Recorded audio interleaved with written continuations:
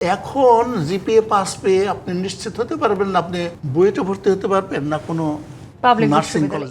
আমরা GPA system চালু করলাম। প্রথমে তো জিপিএ মানে এইচএসসি লেভেলে 20 জন পেয়েছিল, এখন 70,000 80,000 ছাত্র জিপিএ পাস পায়।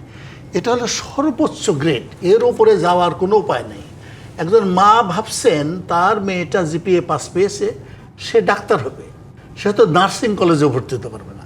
সুতরাং এই যে আমরা তাদের যে আগ্রহটা জাগিয়ে দিলাম যে অনেক কিছু করে ফেলবে, এটা তো সত্য না, তাই না? আমার সময় আমি যখন পড়ালেখা করতাম, একজন ছাত্র যদি প্রথম বিভাগে পাশ করতো, সে মোটামুটি তার পছন্দসই একটা বিষয় পড়তে পারতো। যদি স্টার মার্কস পেতো আরও ভালো, স্ট্যান্ড করতো আরও ভালো। এখন জিপিএ পাস পেয়ে আপনি নিশ্চিত হতে পারবেন না আপনি বুয়েটে ভর্তি হতে পারবেন না কোনো নার্সিং কলেজ।